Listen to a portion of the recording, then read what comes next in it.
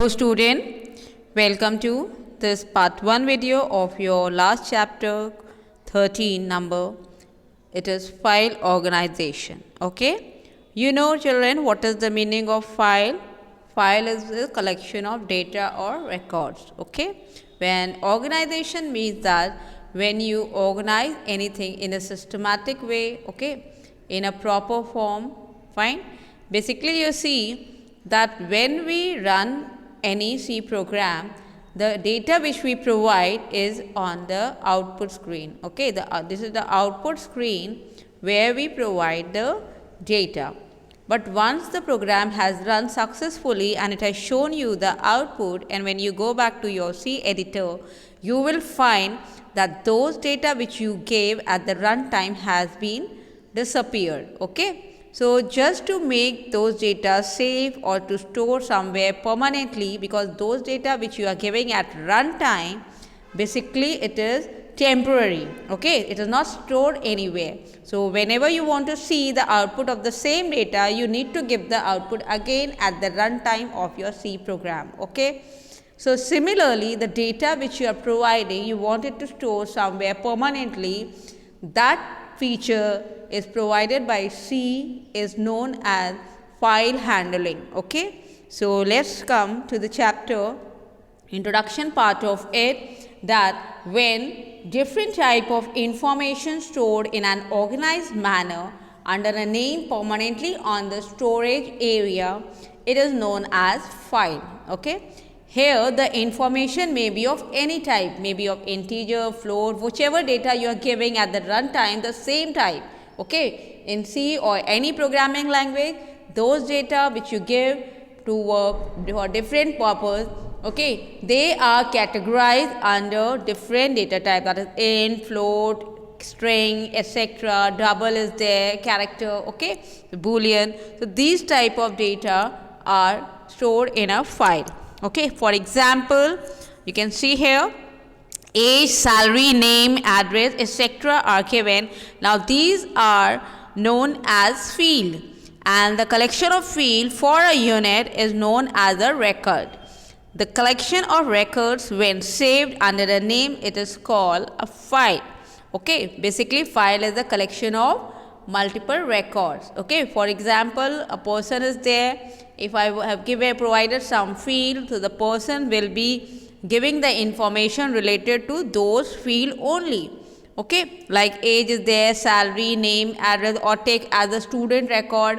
What can possible field there be? It can be your name, class, section, roll number, branch, and so on. Okay, so these are field, and one person collection of these field information is known as record. Okay, so there can be multiple records in a file. Fine.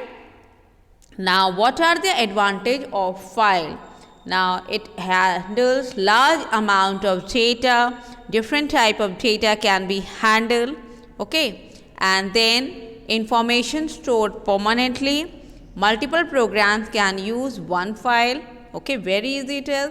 And permanently means that whenever you want to retrieve those data at any time, anywhere, you can retrieve them. So data there is permanent, not temporary. Okay, it can be used for any longer period of time. Okay, then it saves time also. It helps in feeding, reading of data in an easy manner. Feeding means you can write more data, you can add more data to the previous already available data, and so on. Data can be modified anytime you want to make changes, you can do those modification. So basically we come to types of files. In C also there are two types of file. Let's see that. Okay, it has two important type of file. This is program file. Now these files are the one which the program of C language are stored. When you write a program in C, you basically saved in a file with the extension .c. That is, all the C files are saved with the extension .c. So those source code which you are saving as a file is known as program file. Fine. Similarly, we have another type of file is data type. Now these are the file in which data sets are stored in the form of records. These files are used in C program to perform various operations, like what are the operations? Reading, you can read the data. Writing, you can write more data. And modifying, if you want to make changes, any student record has to be updated or changes has to be made, it can be done from there. So basically a data file is generally a collection of records where records are the collection of different fields. Okay. Next is, you can see an example over here. stu.stu underscore is there. It is not a hyphen sign. It here should be underscore, because while naming a file or variable, there is a rule that only underscore special character is allowed, not a other special character. So here it is hyphen. It should be like this, stu underscore data. Okay. Next is, and dot dat stands for data file. Okay. Now record 1 is there. So record 1 will provide all the information related to this field, that is name, class, section, marks and gender. So these are field and this is one record. Then second record will also perform the, it will it will give you the information related to name, class, section, marks and gender. Third record will also provide the same field information. So data files are categorized further in two ways on the basis of their mode of access. Access means how can you use them. So what are they? They are the sequential data files and random data file. Sequential data file is the type of method data in which data is stored sequentially on the storage area at the time of retrieving, that is whenever you want to get the information from the already available sequential data file, one has to go sequentially, means if one has to work with 20th data, he has to go through the previous 19. This type of files are time taking, okay, and random files are what? In this type of method, data can be accessed directly without going through the previous record. These files are quick to work on and save time also. To work on this method, fseek function is used, okay. Now working with file, how to work with file? First of all, standard library in C has many input-output functions. The file handling functions are easy to use, powerful and complete. Now the function used to read and write a file are very similar to the standard and console input-output functions. But there are several important differences. And what are the differences? The console always exists, a particular file may or may not exit. Console is the place or the screen where you see the output, console input-output, okay. Now in console the program reads from keyboard and writes onto the screen. In files both can apply at the same time, okay. Now if file input output is done, how it is done?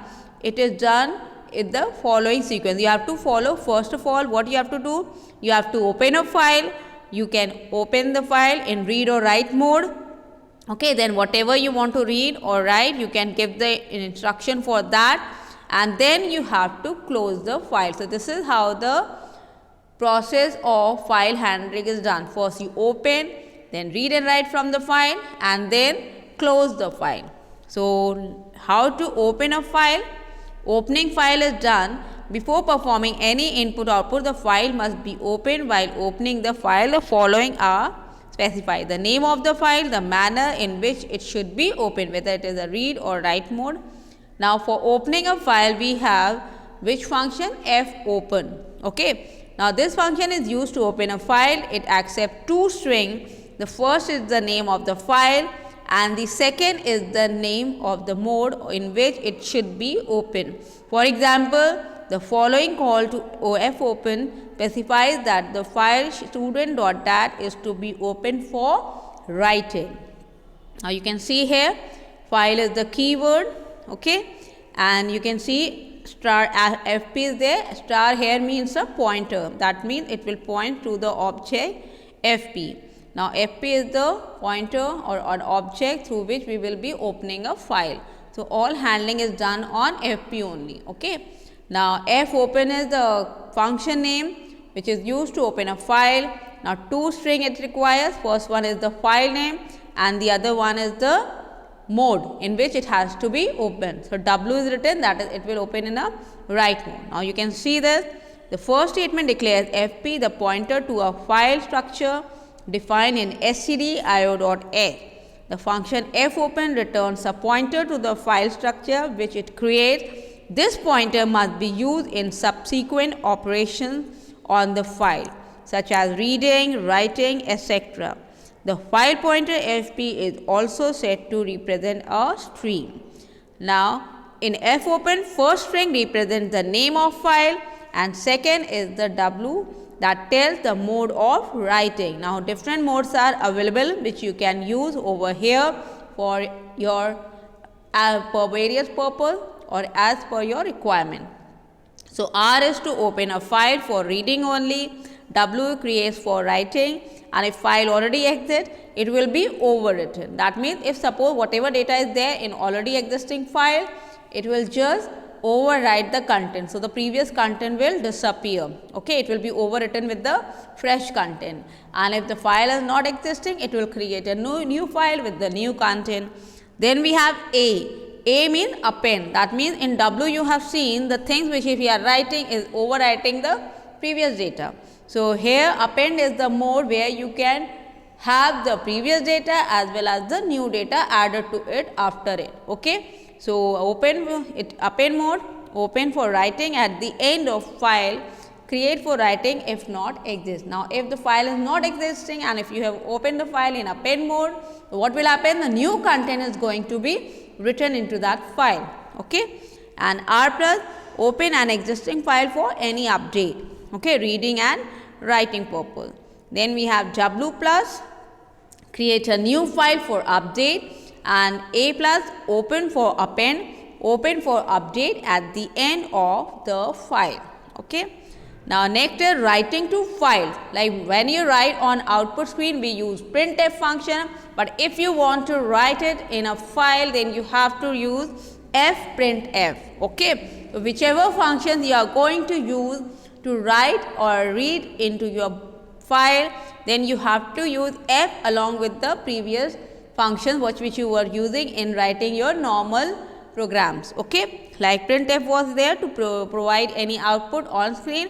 Now, fprintf function sends formatted output to a stream.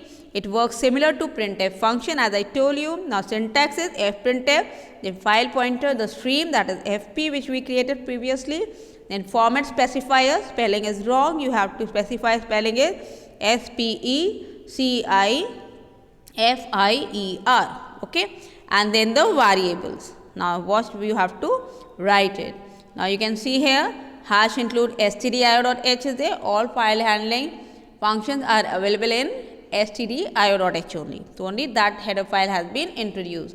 Now, in void main is there, int I, then f star fp, that is asterisk fp is equals to fopen. Now, demo.txt is the name of the file. You can create a file with .text or .dat, and then w.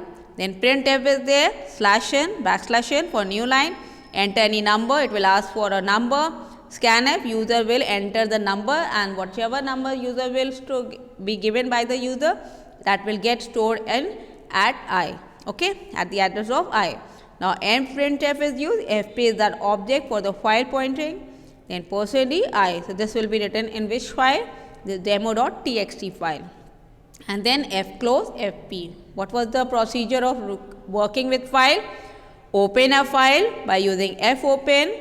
Okay. Then read or write, what you have to do? This is done.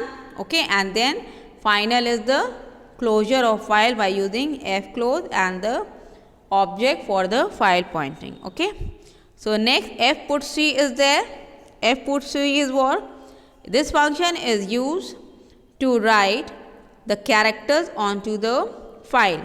Now, it is very similar to putc only, but since we are writing in a file, so it should be fputc.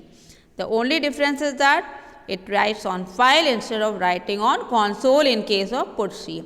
Syntax is fputc, file star asterisk stream is there, and the character. Now, let us see the example of the same. It is hash include stdio.h, hash include conio.h is there, then void main, file pointer fp is there, fopen harsh.dat. Now, this time the name of the file is harsh.dat.